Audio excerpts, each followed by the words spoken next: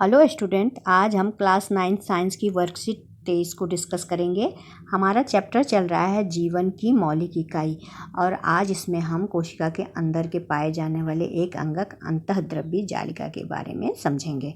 तो आइए सबसे पहले हम देखते हैं, ये इस चित्र को ध्यान से देखते हैं। ये एक कोशिका है ना। ये कोशिका जो है वो एक बाहरी लेयर से घिरी हुई है जिसको कोशिका झिल्ली बोलते हैं। इसके अंदर एक आपको ये केंद्रक दिख रहा है और बहुत सारे ऑर्गन इसके अंदर दिख रहे हैं और इसके अंदर एक द्रव्य भरा हुआ है जिसको जीव द्रव्य कहते हैं। इसी में से एक अंगक आपको थोड़ा पास करके मैं दिखाती हूँ। ये यहाँ ऐसे स्पष्ट नहीं दिख रहा, तो ये है अंतःद्रव्य जालिका। तो इसी के बारे में आज हमें समझना है।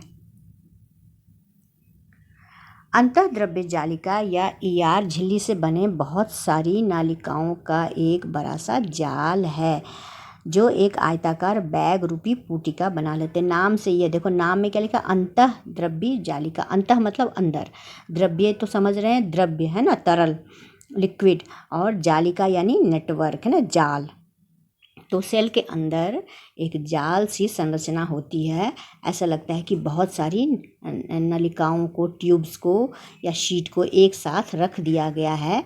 तो इस तरह से ये स्ट्रक्चर बनता है। यहाँ देखिए, यहाँ पर दिख रहा है आपको, इसको कहते हैं अंतःद्रव्य जालिका। और यहाँ पर एक चीज़ आप समझिए कि जो ये पास के अंतःद्रव्य जालिका होती है उसमें आपको एक इस तरह से कण चिपके हुए से दिखाई दे रहे हैं। गौर से देखिएगा तो आपको लगेगा कि इसके ऊपर चिपके हुए हैं, इस तरह से कोई कण लगा हुआ है। तो इसके कारण यह खुरदुरा सा दिखता है। इसी कारण से अंतःद्रव्य जालिका को दो रूप में बांट दिया गया है।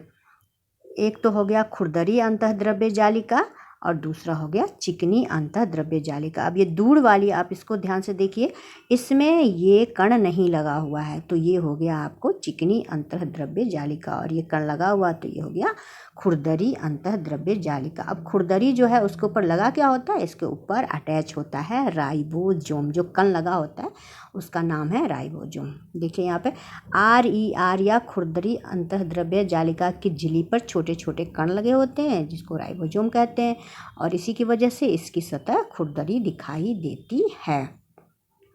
यह केंद्रक झिल्ली से जुड़ी रहती है। अब ये जो अंतःद्रव्य जालिका देखिए, यहाँ ये केंद्रक झिल्ली ये दिख रही है आपको, तो इससे ये जुड़ी हुई है। एक तरफ ये इससे जुड़ी होती है केंद्रक झिल्ली से और दूसरी तरफ कोशिका झिल्ली से अटैच रहती है, जुड़ी हुई रहती है।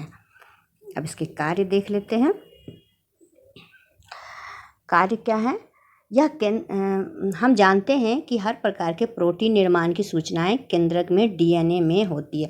DNA आपने पहले पढ़ा है। DNA जो है उसमें सारी इन्फॉर्मेशन होती है। माता पिता के गुण संतान में DNA के थ्रू ही जाते हैं। तो DNA को पता होता है कि कौन सा सेल बनेगा, वहाँ क्या क्या एक्टिविटी होगी, किसे प्रोटीन की ज़रूरत है। तो ये सारी सूचनाएं DNA RNA जैसे आपने पढ़ा, तो ये RNA के रूप में केंद्रक से बाहर आती है और राइबोसोम इन सूचनाओं पर प्रोटीन बनाता है। यानी ये सारी इन्फॉर्मेशन जो है वो RNA के रूप में न्यूक्लियस से यानी केंद्रक से निकलती है और राइबोसोम तक आती है। और राइबोसोम को जब सूचना मिलती है कि भाई यहाँ पर प्रोटीन की ज़रूरत है, तो फिर वहाँ पर राइबोसोम प्रोटीन सिंथेसिस का काम करता है और उसके बाद प्रोटीन बनता है। और प्रोटीन सारे शरीर की अलग अलग कोशिकाओं में या कोशिका के अलग अलग भाग में पहुंचाया जाता है। चिकनी अंतःद्रव्य जालिका या SER में राइबोसोम नहीं होते। अब यहाँ मेन चीज़ है, दोनों में डिफरेंस देखिए कि जो खुरदरी है वो खुरदरी क्यों है, राइबोसोम के कारण है। और राइबोसोम क्या करता है, प्रोटीन बनाने का काम करता है। इसको याद रखेंगे। अब चूंकि जो ये चिकनी अंतःद्रव्य जाल, इसमें राइबोसोम तो है ही नहीं, तो ये चिकना तो दिखेगा ही, साथ में ये प्रोटीन भी नहीं बनाएगा। तो ये क्या बनाएगा, SER कोशिका के कई कार्यों में सहायक वसा या लिपिड पदार्थ के अणुओं को बनाने में सहायता। इसका काम है वसा बनाना।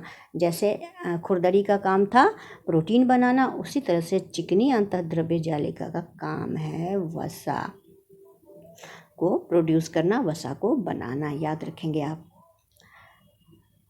कुछ प्रोटीन और वसा कोशिका विभाजन के समय कोशिका झिल्ली बनाने में सहायता करते हैं। जैसे कि हमने पहले देखा कि कोशिका जो है वो सेल डिवीजन होता है, कोशिका विभाजित होते हैं, नए नए सेल्स बनते हैं। तो उस टाइम पर इसमें बनाने के लिए इसको प्रोटीन और वसा की ज़रूरत होती है, क्योंकि जितनी भी कोशिका झिल्ली है वो मान लो ये कोशिका झिल्ली है तो ये किससे बना है, ये वसा है ना, लाइपोप्रोटीन बोलते हैं, लिपिड और प्रोटीन, वसा और प्रोटीन से मिलकर ही ये झिल्ली कोशिका झिल्ली बनती है। तो इस समय प्रोटीन और वसा इसको जो अंतःद्रव्य जालिका है उससे मिलता है। अब इसका एक नाम भी दिया गया। कुछ प्रोटीन और वसा कोशिका विभाजन के समय कोशिका झिल्ली बनाने में सहायता करते हैं, जो अंतःद्रव्य जालिका द्वारा ही संभव है। इस प्रक्रिया को झिल्ली जीवात जनन कहते हैं। इसको याद रखिएगा, इससे रिलेटेड अभी नीचे क्वेश्चन भी है। तो झिल्ली जीवात जनन क्या है, तो इसमें लिखेंगे कि कुछ प्रोटीन और वसा कोशिका विभाजन के समय कोशिका झिल्ली बनाने में मदद करती है। इसको झिल्ली जीवात जनन कहते हैं। अब आगे देखते हैं। इंडोप्लाज्मिक रेटिकुलम या अंतःद्रव्य जालिका कोशिका में कई तरह के जैव रासायनिक प्रक्रियाओं को होने के लिए सतह भी प्रदान करते हैं। सेल के अंदर आपने अभी पिछले वर्कशीट में पढ़ा था कि बहुत सारी जैव रासायनिक प्रक्रिया होती है ना। ग्लूकोज टूटते हैं, आपने पढ़ा था, प्रोटीन बनता है, कार्बोहाइड्रेट बनता है, न्यूक्लिक अम्ल बनता है। तो इन सब के बनने के लिए या किसी चीज़ के ब्रेकअप होने के लिए भी सतह चाहिए जहाँ पर ये सारी क्रियाएं होंगी। तो इन सारी जैव रासायनिक क्रिया होने के लिए ये सतह प्रदान करता है। अब है कशेरुकी जीवों की यकृत कोशिकाओं को कई जहरीले पदार्थ से मुक्त करने में SCR की प्रमुख भूमिका है। अब जो कशेरुकी यानी रीढ़ की हड्डी वाले, जिनके अंदर बैकबोन होता है, तो उनमें क्या होता है, कई बार जैसे कि रीढ़ की हड्डी वाले इंसान भी हो गए हम, तो हम अगर किसी भी तरह, जैसे फूड के द्वारा या हवा के द्वारा किसी भी तरह का पॉइजन हमारे शरीर में चला जाता है तो उसको डिटॉक्सिफाई यानी कि पॉइजन के असर को ख़त्म करने का काम भी ये करता है। इसके अलावा जो बहुत सारी यहाँ पर ज़्यादा दिया हुआ नहीं है, लेकिन आपको ये भी समझना है कि जो भी प्रोटीन बनते हैं खुरदरी अंतःद्रव्य जालिका में, वो एंजाइम भी बनाते हैं। और इसके अलावा हमारे डाइजेस्टिव सिस्टम में बहुत सारे एंजाइम निकलते हैं, तो इनके रूप में भी प्रोटीन का यूज़ किया जाता है। तो इस तरह से RER का यहाँ भी रोल है। अगला देखते हैं। अंतःद्रव्य जालिका कोशिका द्रव्य के विभिन्न क्षेत्रों और केंद्र के मध्य पदार्थों के परिवहन के लिए नालिका के रूप में कार्य करता है। जैसे कि बताया, ट्रांसपोर्टेशन, जो भी चीज़ बनेगा, प्रोटीन का निर्माण होगा या वसा का निर्माण होगा, तो सेल उसको उसके सेल के दूसरे भागों में पहुंचाएगी, परिवहन का काम करेगी। तो परिवहन के लिए रोड चाहिए ना, जिस तरह से एक रोड है या नेटवर्क होता है, तभी तो ट्रांसपोर्टेशन का काम होगा। तो उसके लिए नालिका के रूप में ये काम करता है। ER कोशिका में जालिका तंत्र का निर्माण करती है। जालिका तंत्र जैसे कि नाम से ही है, अंतःद्रव्य जालिका, तो ये एक तरह से जालिका तंत्र का निर्माण करता है। और जो भी चीज़ें यहाँ पर प्रोटीन का सिंथेसिस होता है या लिपिड का होता है ना, लिखा हुआ देखिए लिपिड पदार्थ, तो जो भी चीज़ें यहाँ बनती है सबको ट्रांसपोर्ट किया जाता है, परिवहन का काम किया जाता है सेल के दूसरे भागों में। इस तरह से इसका बहुत ही इम्पोर्टेंट रोल है अंतःद्रव्य जालिका का। अब इसके प्रश्न उत्तर देख लेते हैं हम। अंतःद्रव्य जालिका के 2 प्रकारों के नाम और उनमें अंतर स्पष्ट कीजिए। देखिए यहाँ 2 प्रकारों का नाम यहाँ लिखा हुआ है। आप लिख देंगे अंतःद्रव्य जालिका 2 प्रकार की होती हैं, खुरदरी अंतःद्रव्य जालिका और चिकनी अंतःद्रव्य जालिका। अब दोनों के बारे में थोड़ा थोड़ा लिख देंगे। ये यहाँ तक लिख देंगे, खुरदरी दिखाई देती है, यहाँ तक लिख देंगे। और इसके कार्य लिख देंगे कि यहाँ प्रोटीन का निर्माण होता है, प्रोटीन बनता है। ये बात अपनी तरफ से आप लिखेंगे। ये क्वेश्चन नंबर 1 का आंसर हो गया। इसमें सिर्फ RER ही नहीं लिखना, SCR भी है यहाँ पर। तो SCR के बारे में, दोनों के बारे में लिखना है ना, दोनों के बारे में लिखेंगे, ठीक है। और इसका काम भी लिख देंगे कि ये वसा का निर्माण करता है। अब है सेकंड क्वेश्चन। राइबोसोम का कोई एक कार्य बताएं, लिखें। तो राइबोसोम का काम क्या है? राइबोसोम का काम है प्रोटीन का निर्माण, है ना, प्रोटीन का निर्माण करता है, ये तो आप लिख देंगे।